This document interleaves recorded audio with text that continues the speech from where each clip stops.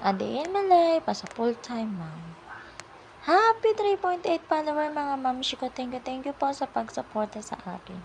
At ngayong araw pala mga mamshi ko, andito na nga pala kami sa bahay ng aking hipag.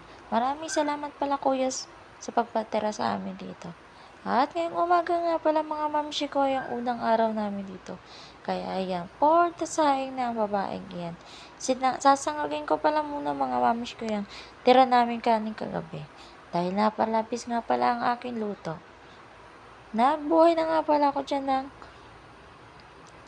ng shilin mga mamshi ko para iprito yung aming tuyo. 2 piraso lang yung pinirito ko dyan mga mamshi ko kasi hati kami ni daddy. At ngayong araw nga pala ay aming wedding anniversary. Shout out sa'yo daddy, happy 10th anniversary. Kahit ilang beses man mag-away, maghiwalay, ay talaga naman ay nagkakabalikan pa rin.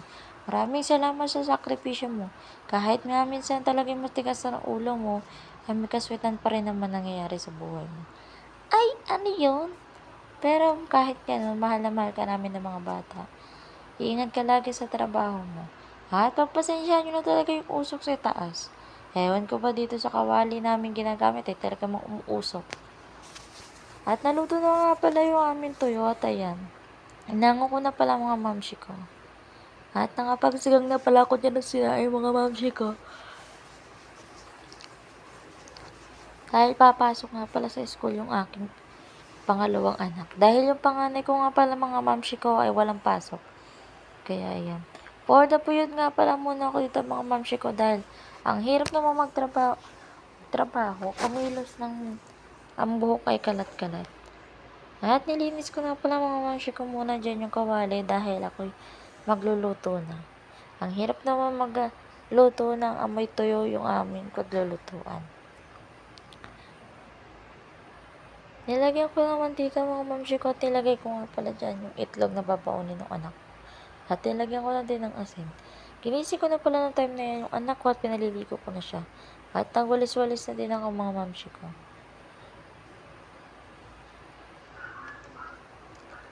At ngayon nga palang gabi ako ay nagbo-voice over. Dahil nga pala pumasok yung asawa sa trabaho at wala ng mga bata magugulo, ay mas maganda talaga mag-edit mga mamshi ko ay gabi. Nagluto na nga pala ako dito na sinanggang mga mamshi ko. Ang aking niluto nga pala mga mamshi ko ay yung wala muna sibuyas o kaya bawang.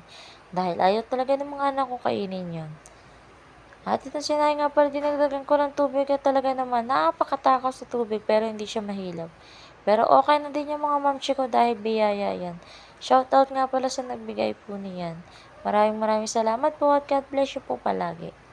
Mag-iingat po palagi kayo sa inyong trabaho. At nilagay ko na nga pala dito sa Tupperware mga mamshi ko yung sinangag ko na walang bawang. At natapos ko nga palang ihatid yung aking anak at nakapagluto, eto na. For the gayak na ako nitong mga damit na to, for the patas pala mga mamshi ko. Natapos ko ng tiklopin kaya for the honey na talaga ang babaeng yan. Siyempre, bagong lipat, bagong honey na ng mga damit mga mamshi ko. At sa mga tumulong nga pala sa amin kahapon sa paglilipat ng mga gamit, maraming salamat sa inyo, Otoy, Nini. Sana hindi naman kayo nabalian. Ay talagang manghina ako kahit ang bigat. Maraming salamat sa inyo, Nini, Otoy. Pagpalain pa kayo ng Panginoon Diyos dahil napakabati yung mga bata.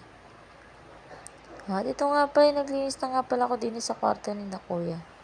At ito nga pala yung kusina namin ngayon. Ay, inimis-imis pa din kahit paano. At ito naman po yung may mga lagayan namin ng mga drawer. At ito na nga pala yung harapan. Pinatas ko lang mga mamshi ko.